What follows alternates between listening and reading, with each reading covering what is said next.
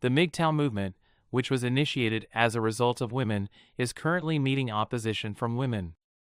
It is going to be challenging for you to understand this concept, but due to the significance of it, it is absolutely necessary that you pay attention.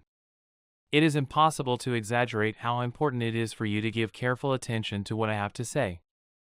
I won't be giving you instructions to do this very often, so rather than wasting time with a lengthy introduction, let's jump right into the meat of the discussion.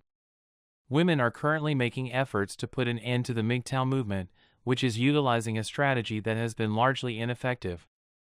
It has me wondering what their strategy for combat is going to be. You have inquired, but before I can respond, I will need to explain how third-wave feminism has resulted in a number of problems, the most of which will be discussed in the next video that I publish. In this regard, men have benefited from feminist theory, but let's get back on track and talk about what women have always wanted to talk about. They desired to bring about a world in which there were no men, since a significant number of men in recent years had been indoctrinated by third-wave feminism. They are also utilizing every instrument that is available to them, such as amending the legislation, exerting influence over lawmakers, and utilizing social media websites like YouTube. Worst of all, they begin indoctrinating young minds with their anti-male propaganda at a young age, when it is most likely to have a negative impact on those brains. YouTube is an excellent illustration of what I mean when I use the phrase social media platform, as I anticipated earlier when I was talking about other social media platforms. Due to the fact that it allows and supports a diverse spectrum of political viewpoints, YouTube is a breeding ground for sexism, feminism, and other ideologies that target men. Despite the fact that a film was produced in honor of Mother's Day, no video of a similar nature was produced for Father's Day. Come on, YouTube. The notion that it is acceptable for women to expect everything to be given for them without cost is at the heart of this ridiculous third-wave feminism bullshit, which has popular support from the general public.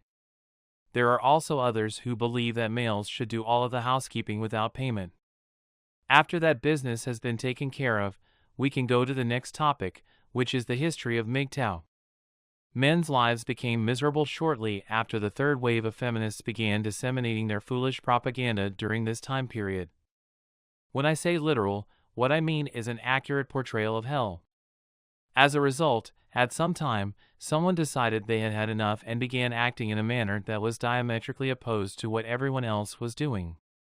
Then, as the principles quickly spread via social media, individuals who loved the idea started to realize the situation and embrace MGTOW's guiding principles as their own.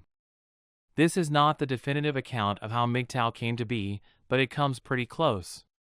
When I read one of the blog posts that I discovered, I couldn't believe my eyes when I realized that it had been posted almost 10 years ago. I was taken aback to discover this entry on MGTOW's blog dated January 2, 2006. If my recollection serves me correctly, MGTOW himself was the author of this post. I was not aware that MGTOW had been in business for more than 10 years. This information comes as a shock to me. Wow, I completed all of that research right in the middle of the editing process, so of course I didn't have time to look through it all.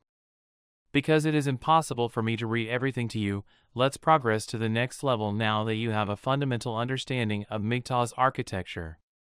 It is impossible, given the current cultural and political climate in the United States, to put an end to the third wave of feminism by any means required. This is the case no matter how hard anyone tries. It is quite bad because there is nothing that can be done to stop it. However, there is a solution to this problem, and that is to completely disregard it. If you want to completely sidestep it, you should go to MGTOW. Believe me when I say that if you've tried everything else and are still unable to find a solution to the problem, you should just stop thinking about it altogether and move on. Be aware that it may already be having an effect, and keep in mind that only God knows how long it will take you. He alone can tell you how long it will take. I remember watching a video somewhere, but I'm sorry to say I can't remember where. It's possible that it took place in Australia or the United States. It was symbolic of the women's aim to return to the role of traditional housewives, similar to how homes seemed in the 1950s, when housewives were a source of pride for many females. It was also symbolic of the women's desire to return to the status of traditional housewives. They took care of the children who were living in the homes, finished their portion of the work that needed to be done for the partnership, and resisted the urge to commit benefit fraud. It is impossible to determine for certain whether or not it will stop happening within the next 20 to 30 years until it really stops happening. As I've remarked in the past, my attitude shifted when I saw those ladies attempting to continue their prior responsibilities as traditional housewives after having children. The truth is, it caused me to reconsider my attitude with regard to that issue. Now that we've gotten that out of the way, we can move on to the primary takeaway from the movie, which is that women are actively attempting to stop the significant cultural shift from occurring.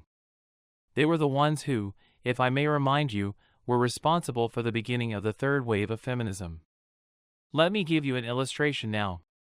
In point of fact, it was this very episode that served as the initial trigger for me to become aware of the possibility that a number of female activists are aiming to undermine the MGTOW movement. You should also be aware that I considered this, and that when I did so, I approached it as though I were carrying out an in-depth investigation of the situation. To tell you the truth, that was a stupid move, yet, the following did take place.